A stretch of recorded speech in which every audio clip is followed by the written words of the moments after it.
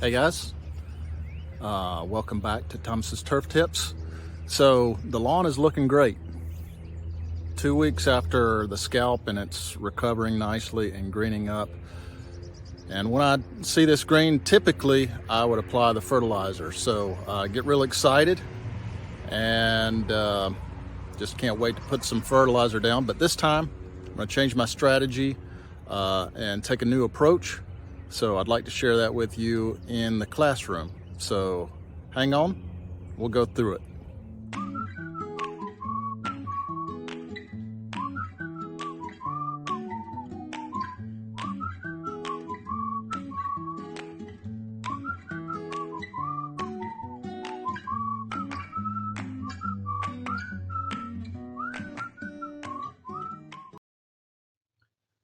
Okay, so welcome to the classroom. So the strategy that I'm going to use this year is based on growth potential of the grass. So essentially what I'm going to do is determine when is the growing season of the grass and base my fertilization strategy and schedule based on that. So what is growth potential? It's a concept that was developed by Pace Turf to express the relative growth of turf grass at a given temperature. We know we have two types of turf grass. We have the cool season and warm season turfs.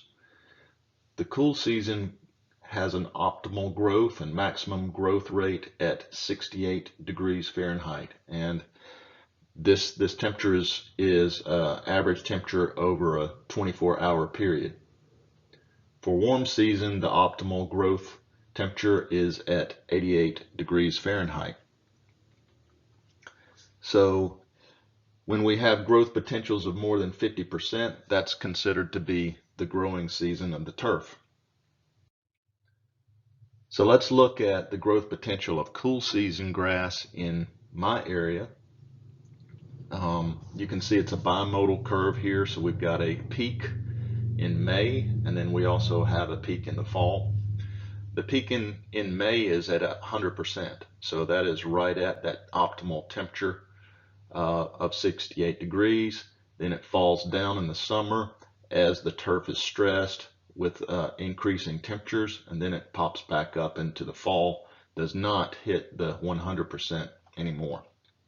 It's a relatively long growing season, so you can see the 50% line here. We've got a growing season from the beginning of April to the end of October. So that's when we want to apply our fertilizer. So we're going to start fertilization in March for the cool season grass. And what we're doing here, why am I starting early? We want to offset for the slow release properties of fertilizer. If you're using a slow release, you need to time that up, put it out early to meet the 50% growth potential here. So we're going to start in March, and then we're going to cut the fertilization off sometime early October to account for the fact that the growing season is going to drop off pretty quickly. The growth potential is going to drop off pretty quickly starting in November. Moving on to warm season. So just one peak of growing season in my area for Bermuda, and that peak is occurring sometime in the July time frame. There's a much shorter growing season for the warm season turf in my area, just sometime in June all the way through early September. So I need to time my fertilization up with that. All right, so what I'm going to do is I'm going to have 5 feedings this year. That's my strategy. And these bars here represent just a relative amount of nitrogen that I'm putting in the lawn. So I'm not going to put the same amount each time. I'm going to have it proportionate to the amount of growth potential. So I'm going to start early May, which typically what I've done, I've based it on recommendations from stores in the area that sell fertilizer and specialize in this stuff. Typically what they say is start in March. So I think I'm changing the strategy because it looks like to me that we're going to be wasting our fertilizer if we fertilize that soon. You can see the growth potential is quite low then. So I think I'm going to delay that fertilization to early May for myself. Then I'm going to do it monthly.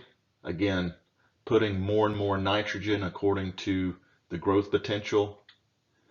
And then I'm going to cut my fertilization off in September. So I will leave a link to the Pace Turf website, and there is a spreadsheet located on that site with that link where you can put in your average air temperatures by month, and it'll give you the same growth potential, the same curves that you saw that I presented. And then you can figure out based on your area when you need to start fertilization. I'm Thomas, and thanks for joining me today. We'll check you later.